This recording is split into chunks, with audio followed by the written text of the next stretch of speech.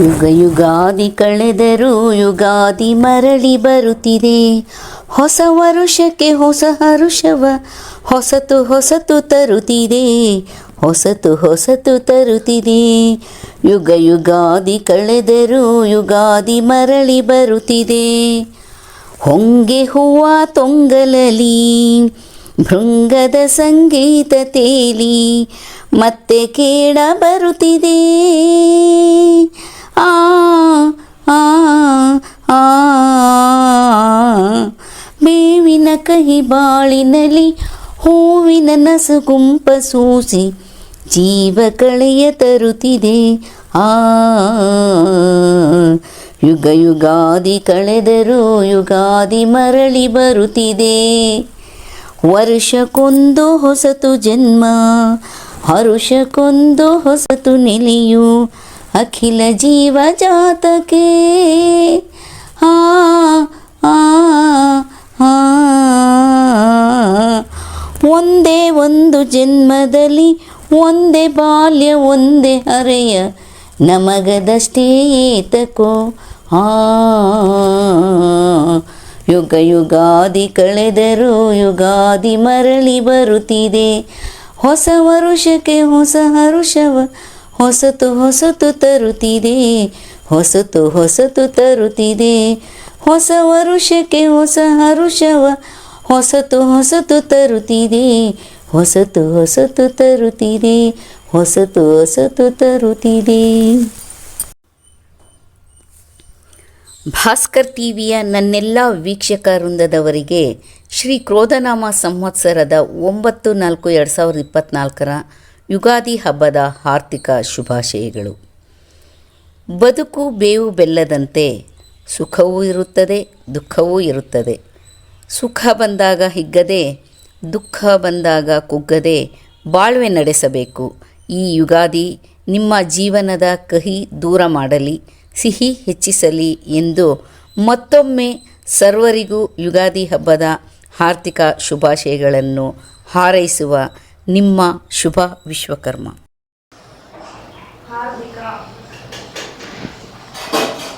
ನಮಸ್ಕಾರಗಳು. ಎಲ್ಲರಿಗೂ ಯುಗಾದಿ ಹಬ್ಬದ ಆರ್ಥಿಕ ಶುಭಾಶಯಗಳು. ಎಲ್ಲರೂ ನಿಮ್ಮ ನಿಮ್ಮ ಮನೆಯಲ್ಲಿ ಯುಗಾದಿ ಹಬ್ಬವನ್ನು ಆಚರಿಸಿ ಬೇವು ಬೆಲ್ಲವನ್ನು ತಿಂದು ಒಳ್ಳೆಯದು ಕೆಟ್ಟದ್ದು ಎಲ್ಲವೂ ಕೂಡ ನಾವು ಜೀವನದಲ್ಲಿ ಅನುಸರಿಸ್ತೀವಿ ಅಂತ ಹೇಳಿ ಹಬ್ಬವನ್ನು ಆಚರಿಸಿದ್ದೀರಿ. ಹಾಗೆ ನಾವು ಕೂಡ ನಮ್ಮ ಮನೆಯಲ್ಲಿ ಯುಗಾದಿ ಹಬ್ಬವನ್ನು ಆಚರಿಸಿದ್ದೀವಿ. ಅದರ ಒಂದು ವಿಶೇಷವಾಗಿ ಆಚರಿಸಿದ್ದೀವಿ. ನಮ್ಮ ಮನೆಯಲ್ಲಿ ನಮ್ಮ ಪೂರ್ವಿಕರು ಕಾಲದಿಂದ ಪಂಚಾಂಗವನ್ನು ಪೂಜೆ ಮಾಡಿ ನಾವು ಹಬ್ಬವನ್ನು ಆಚರಿಸುವುದು ನಮ್ಮ ಮನೆಯ ಒಂದು ಪದ್ಧತಿ. ಆದ್ದರಿಂದ ಪಂಚಾಂಗವನ್ನು ನಾವು ಈ ಸಲ ಶ್ರೀ ಕ್ಷೇತ್ರ ಹರಿಹರ ಮಠದ ಪಂಚಾಂಗವನ್ನು ಪೂಜೆ ಮಾಡಿ ನಾವು ಯುಗಾದಿ ಹಬ್ಬವನ್ನು ಸಂಭ್ರಮಾಚರಣೆಯಿಂದ ಆಚರಿಸಿದ್ದೀವಿ. ಯಾಕೆ ಯುಗಾದಿ ಹಬ್ಬದ ವಿಶೇಷ ಏನು ಅಂತ ಹೇಳಿದರೆ, ಒಂದೆರಡು ಮಾತುಗಳಲ್ಲಿ ನಾನು ನಿಮಗೆ ತಿಳಿಸ್ಕೊಡುವಂಥ ಒಂದು ಪ್ರಯತ್ನ ಮಾಡ್ತೀನಿ. ನಾವು ಸನಾತನ ಧರ್ಮೀಯರು, ಹಿಂದೂಗಳು ಅಂತ ನಾವು ಹೇಳ್ಕೊಳ್ತೀವಿ. ಹಿಂದೂಗಳಿಗೆ ಅತ್ಯಂತ ಶ್ರೇಷ್ಠವಾದಂಥ ಒಂದು ಹಬ್ಬ. ನಾವು ದಿನನಿತ್ಯ ಗಂಟೆ ಗಳಿಗೆಗಳನ್ನು ನಾವು ನೋಡ್ತೀವಿ, ಸಮಯ ನೋಡ್ತೀವಿ, ನಮ್ಮ ವಯಸ್ಸನ್ನ ಲೆಕ್ಕ ಹಾಕ್ತೀವಿ. ಇದೆಲ್ಲ ಹೇಗೆ ಸಾಧ್ಯ ಅಂದರೆ, ಒಬ್ಬ ಮನುಷ್ಯನಿಗೆ 50 ವರ್ಷ, 25 ವರ್ಷ, 40 ವರ್ಷ ಹೀಗೆ ನಾವು ಲೆಕ್ಕ ಹಾಕ್ತೀವಿ. ಉದಾಹರಣೆ ನಿಮಗೆ ಇನ್ನೂ ಸರಳವಾಗಿ ಹೇಳಬೇಕಂದ್ರೆ, ಒಂದು 50 ವರ್ಷದ ಹಿಂದೆ ಒಂದು ಶಾಲೆಗೆ ಸೇರಿಸಬೇಕಾದ್ರೆ ಬಹುತೇಕರಿಗೆ ಅವ್ರ ವಯಸ್ಸೆಷ್ಟು ಅಂತ ಗೊತ್ತಿರಲಿಲ್ಲ. ಆವಾಗ ಏನು ಮಾಡೋರು ಅಂದರೆ, ಈ ಕೈಯನ್ನು ಹೀಗೆ ಈ ಕಿವಿಗೆ ತಲೆ ಮೇಲೆ ಹಿಂಗೆ ಮುಟ್ಟಿಸಿದರೆ 5 ವರ್ಷ 6 ವರ್ಷ ಅನ್ನೋ ಒಂದು ಪದ್ಧತಿಯನ್ನು ಲೆಕ್ಕ ಹಾಕೋ ಬಂದಿದ್ದರು. ಹೀಗೆ ಹಾಗಂತ ಎಲ್ಲವೂ ಹೀಗೆ ಇತ್ತು, ಎಲ್ರಿಗೂ ಹೀಗೆ ಇತ್ತು ಅಂತ ನಾನು ಹೇಳ್ತಾ ಇಲ್ಲ. ಆದರೆ ಆ ನಂತರ ಒಂದು ಲೆಕ್ಕಾಚಾರ ಬಂತು. ಅದು ಸಾವಿರಾರು ವರ್ಷಗಳ ಹಿಂದೆಯೇ ಬಂದಿದೆ. ಗಂಟೆ ಗಳಿಗೆ ಸಮಯ ಇವೆಲ್ಲನೂ ಲೆಕ್ಕವನ್ನು ಹಾಕಿ ಒಂದು ವರ್ಷಕ್ಕಿಷ್ಟು ದಿನ 365 ದಿನ ಅಂತ, ಒಂದು ತಿಂಗಳಿಗೆ 30 ದಿನ, 31 ದಿನ, ಹೀಗೆ ಲೆಕ್ಕ ಹಾಕ್ತಾ ಬಂತ ಒಂದು ದಿನ, ಒಂದು ಗಂಟೆಗಳ ಲೆಕ್ಕಗಳನ್ನು ಒಂದು ದಿನ ಅಂತ ಲೆಕ್ಕ ಹಾಕೊಬಂದರು. ಇದೇ ನಿಜವಾದ ಜ್ಯೋತಿಷ್ಯ ಶಾಸ್ತ್ರ. ಈ ಜ್ಯೋತಿಷ್ಯ ಶಾಸ್ತ್ರ ಅನ್ನೋದು ನಿಜಕ್ಕೂ ವಿಜ್ಞಾನ, ಒಂದು ಸೈನ್ಸ್. ಈ ಸೈನ್ಸ್ ಹೇಗೆ ಲೆಕ್ಕ ಹಾಕ್ತಾರೆ ಅಂತ ಹೇಳಿದರೆ, ಭೂಮಿಯ ಚಲನೆಯ ಆಧಾರದ ಮೇಲೆ, ಭೂಮಿಯ ಚಲನೆಯ ಆಧಾರದ ಮೇಲೆ ಲೆಕ್ಕ ಹಾಕೋದು. ಅಂದರೆ ಒಂದು ದಿನಕ್ಕೆ ಎಷ್ಟು ಗಂಟೆಗಳು ಸೂರ್ಯ ನಮ್ಮನ್ನು ಸುತ್ತುತ್ತಾನೆ, ಭೂಮಿ ಸೂರ್ಯನ ಸುತ್ತುತ್ತಾನೆ, ಇದರದ ಒಂದು ಲೆಕ್ಕ ಹಾಕೋದ್ರ ಮೇಲೆ ನಾವು ದಿನ, ಗಂಟೆ, ಗಳಿಗೆ ಎಲ್ಲವನ್ನು ಲೆಕ್ಕ ಹಾಕೋ ಬಂದಿದ್ದಾರೆ. ಸಾಮಾನ್ಯವಾಗಿ ಒಂದೊಂದು ದೇಶಕ್ಕೂ ಕೂಡ ಒಂದೊಂದು ಸಮಯ ನಿಗದಿ ಆಗಿಬಿಡುತ್ತೆ. ನಾವು ನಮ್ಮ ಭಾರತೀಯ ಲಕ್ಷಣದಲ್ಲಿ ನಾವು ಜ್ಯೋತಿಷ್ಯವನ್ನು ಲೆಕ್ಕ ಹಾಕೋ ಬಂದಿದ್ದೀವಿ.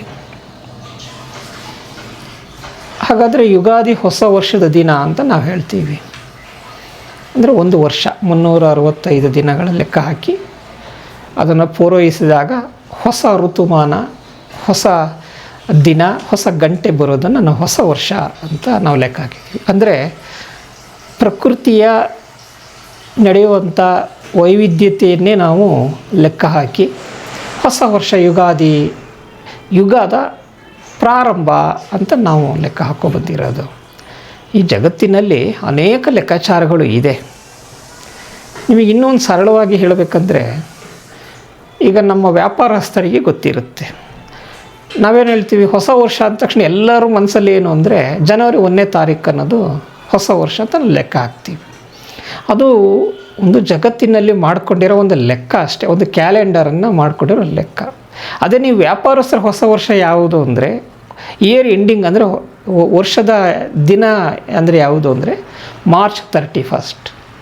ಇದು ವ್ಯಾಪಾರಸ್ಥರಿಗೆ ಕೊನೆಯ ದಿನ. ಏಪ್ರಿಲ್ 1 ವ್ಯಾಪಾರಸ್ಥರಿಗೆ ಹೊಸ ದಿನ. ನಾನು ಹೇಳ್ತಾ ಇಲ್ಲ, ನೀವು ಯಾರಾದರೂ ಆಡಿಟ್ ಮಾಡಿಸಿದರೆ ನಿಮ್ಮ ಸಂಸ್ಥೆಗಳನ್ನು ಆಡಿಟ್ ಮಾಡಿಸಿದವ್ರಿಗೆ ಗೊತ್ತಿರುತ್ತೆ. ಹಾಗೆ ಯುಗಾದಿಯೂ ಅಷ್ಟೇ. ಯುಗಾದಿಯು ನಮಗೆ ಹೊಸ ದಿನ. ಯಾಕೆ ಅಂದರೆ ಹೊಸ ಋತುಮಾನ. ನಮ್ಮದೇ ಆದಂಥ ಭಾರತೀಯ ಪದ್ಧತಿಯಂತೆ ನಾವು ಇವತ್ತು ಮಾವು ಚಿಗುರೆಲೆ ಬರುತ್ತೆ, ಅದು ನಮ್ಮ ಹೊಸ ದಿನವನ್ನು ಸೂಚಿಸುತ್ತೆ. ಇದನ್ನು ನಮ್ಮ ಪೂರ್ವಿಕರು ಲೆಕ್ಕಾಚಾರ ಹಾಕಿ, ಜ್ಯೋತಿಷ್ಯದ ಲೆಕ್ಕಾಚಾರವನ್ನು ಹಾಕಿ ನಮಗೆ ಪಂಚಾಂಗವನ್ನು ಸಿದ್ಧಪಡಿಸಿದ್ದಾರೆ. ಅಂದರೆ ಒಂದು ಕೋಷ್ಟಕ, ಒಂದು ಡಿಕ್ಸ್ನರಿ ಇದ್ದ ಹಾಗೆ. ನಾವು ಇಂಗ್ಲೀಷನ್ನು ಕನ್ನಡ, ಇಂಗ್ಲೀಷ್ ಯಾವುದೋ ಒಂದು ಡಿಕ್ಸ್ನರಿ ತಗೊಂಡು ಹೇಗೆ ನಾವು ಒಂದು ಪದಕ್ಕೆ ಅರ್ಥ ಹುಡುಕ್ತೀವೋ, ಗಂಟೆಗಳಿಗೆ ಅದರ ಅರ್ಥ ಏನಿದೆ ಅಂತೆಲ್ಲ ಹುಡುಕ್ತೀವೋ, ಹಾಗೆ ಪಂಚಾಂಗ ಅನ್ನೋದು ಕೂಡ ಗಂಟೆ, ಗಳಿಗೆ, ಸಮಯದ ಲೆಕ್ಕಾಚಾರಗಳು ಅನ್ನು ನಾವು ಅಳವಡಿಸ್ಕೊಂಡಿದ್ದೀವಿ. ಇದೇ ಪಂಚಾಂಗ. ಈ ಪಂಚಾಂಗ ಅನ್ನೋದು ಅತ್ಯಂತ ವಿಜ್ಞಾನ. ಈಗ ಅನೇಕರು ಕೇಳ್ಬೋದು, ಪಂಚಾಂಗ ಅನ್ನೋದು ಬೇರೆ ರೀತಿ ಹೇಳೋರಿದ್ದಾರೆ, ಬೇರೆ ಬೇರೆ ಪಂಚಾಂಗಗಳಿದೆ. ಆದರೆ ನನ್ನ ತಿಳುವಳಿಕೆಗೆ, ನಮ್ಮ ತಿಳುವಳಿಕೆಗೆ ಲೆಕ್ಕದಂತೆ ಪಂಚಾಂಗ ಅನ್ನೋದು ಒಂದು ವಿಜ್ಞಾನ. ಹಾಗಾದರೆ ಪಂಚಾಂಗಗಳದ್ದನ್ನು ಈ ಋತುಮಾನಗಳು ಇವೆಲ್ಲ ಎಲ್ಲಿ ಪ್ರಯೋಗ ಮಾಡಿದ್ದಾರೆ ಅಂದರೆ, ನಿಜಕ್ಕೂ ಇದನ್ನು ಹೇಳಬೇಕಂದ್ರೆ ನಮ್ಮ ಭಾರತೀಯರು, ಅದರಲ್ಲೂ ಹಿಂದೂಗಳು, ಸನಾತನ ಧರ್ಮೀಯರು ಭಾಳ ಸರ್ವಶ್ರೇಷ್ಠರಾಗಿದ್ದಂಥವರು. ಯಾಕೆ ಅಂದರೆ ಈ ಪ್ರತಿಯೊಂದು ದೇವಾಲಯದಲ್ಲೂ ಕೂಡ ನಿರ್ಮಾಣ ಮಾಡುವಾಗ, ಅದರಲ್ಲೂ ವಿಶೇಷವಾಗಿ ಪ್ರಾಚೀನ ಶಿಲ್ಪಿಗಳಿದ್ದಾರಲ್ಲ, ದೇವಾಲಯ ನಿರ್ಮಾಣ ಮಾಡಿದ್ದವರು, ಒಂದೊಂದು ದೇವಾಲಯದಲ್ಲೂ ಕೂಡ ಖಗೋಳಶಾಸ್ತ್ರವನ್ನು ಪ್ರಯೋಗ ಮಾಡಿದ್ದಾರೆ. ಕೆಲವು ಶೃಂಗೇರಿಯಲ್ಲಿ ಅಲ್ಲೊಂದು ದೇವಸ್ಥಾನ ಇದೆ, ಒಂದೊಂದು ತಿಂಗಳು